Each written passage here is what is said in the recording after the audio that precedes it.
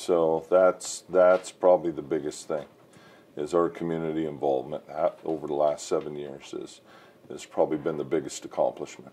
What kind of community involvement do you mean? Well, we're involved in Shop with the Cop. We've cleaned up yards, gone through neighborhoods. We're involved with ISU, bringing in the incoming freshmen. We spend a lot of time talking to them. We've been involved in downtown projects, things like that. So looking back on your career as chief, has that been kind of one of your goals, to really have your officers out in the community, showing they're part of the community? That was my push as a chief, yeah. I didn't feel like we did enough of that when I was a patrolman or a detective or a lieutenant. And you try to do the little things, right? And we have a lot of policemen that still every day do a lot of individual things in the community that I don't know about. They just do it to do it. So, but that's been the big push.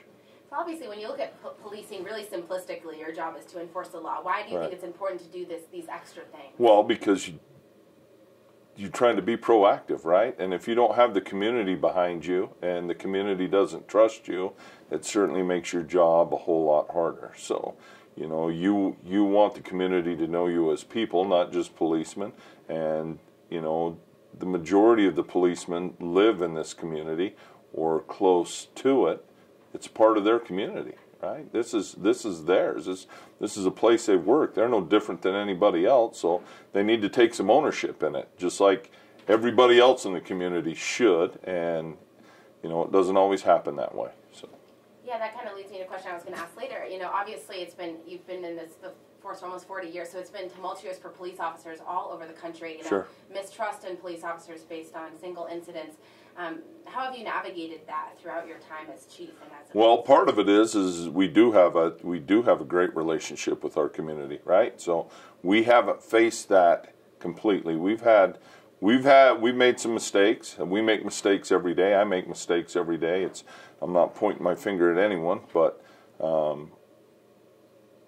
it's a tough job, and these guys are making split-second decisions, and the community and the media get months to look at things, right? And if there was a mistake made, they get to break it down. These policemen are usually making those decisions in less than a second and based on a limited amount of information, right? So as an administrator of a police department, that's what you have to look at. Certainly we get a lot more information down the road and you go, well, they could have done this or they could have done that.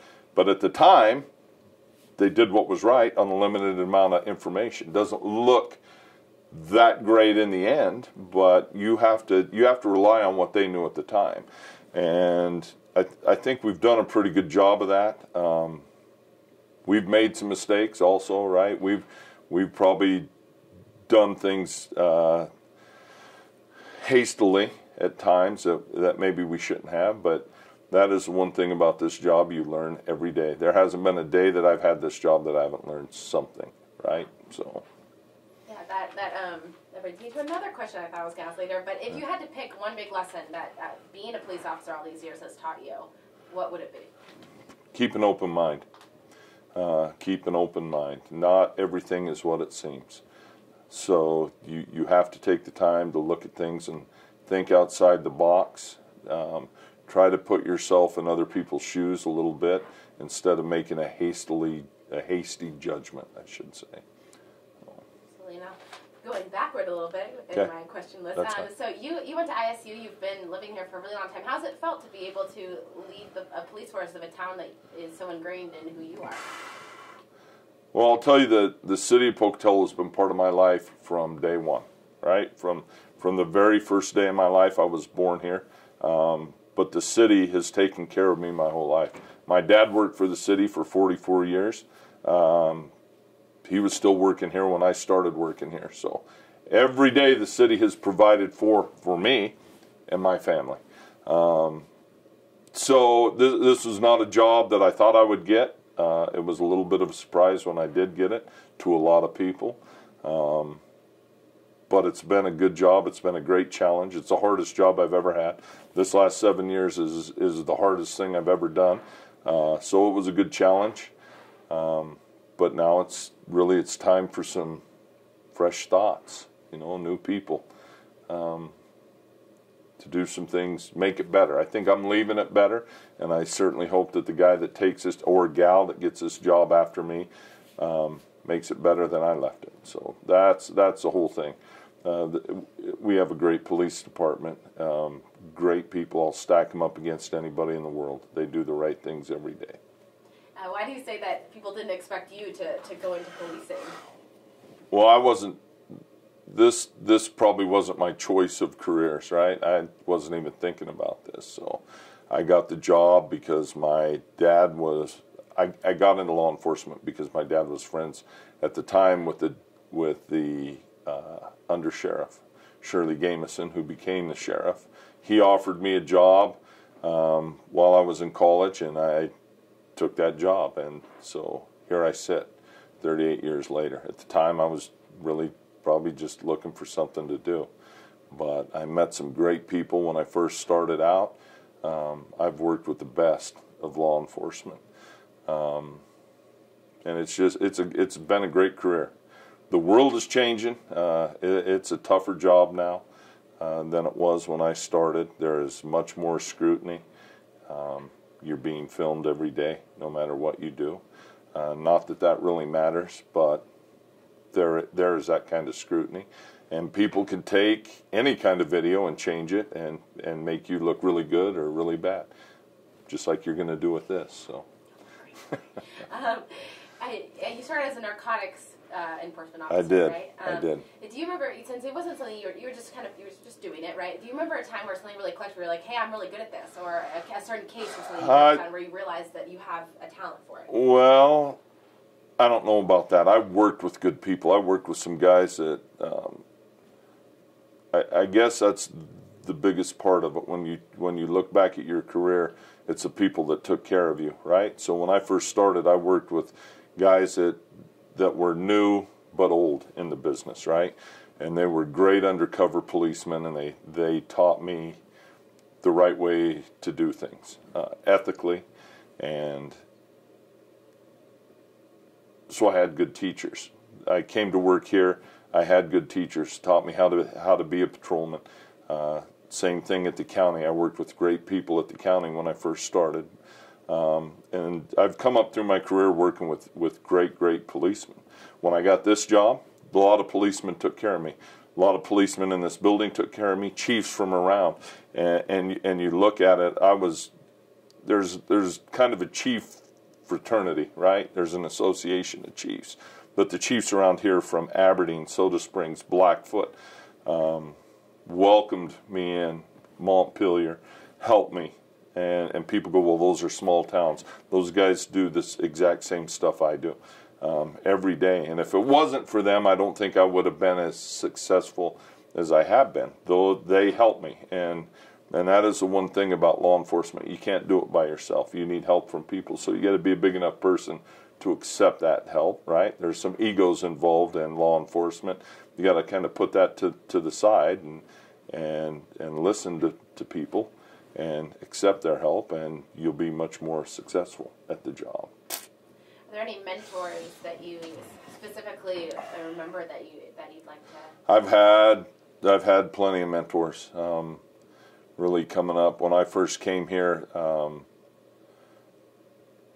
Within the first year and a half, I spent 22 years on the SWAT team here, which were probably the greatest years of my career, right? And the guys that built the SWAT team for the city of Pocatello, Steve Finley, Kirk Nelson, those guys, those are the guys I worked with my entire career, right? They were about 10 years ahead of me, work-wise. But those guys, I had great chiefs. You don't pay attention to chiefs, right? As a patrolman, I didn't really pay attention to who was in this office because I had a job to do.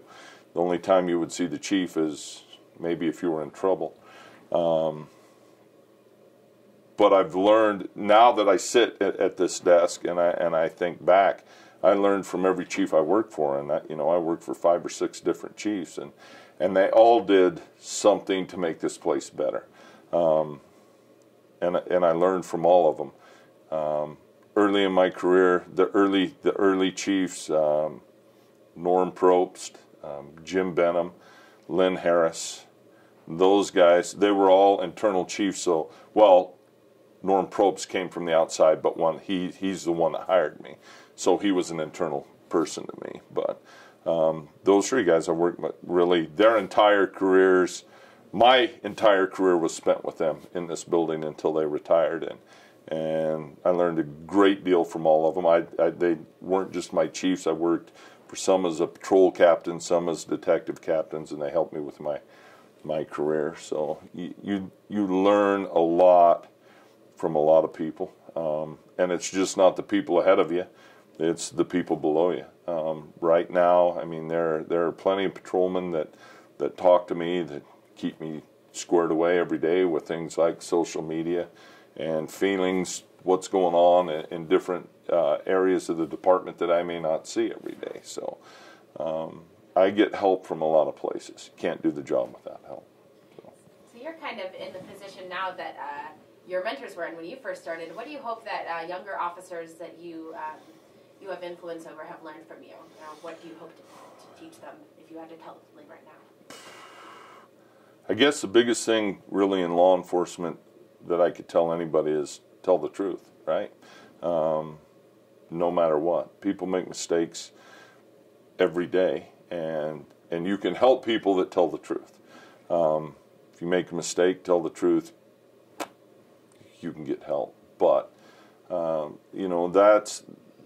that's the biggest thing, and it's a scary world, I guess. I would tell you right now, I guess I look at it differently from this chair, but it's become a much scarier world, right? The violence seems to be greater now than it ever was when I started. So, I worry about them.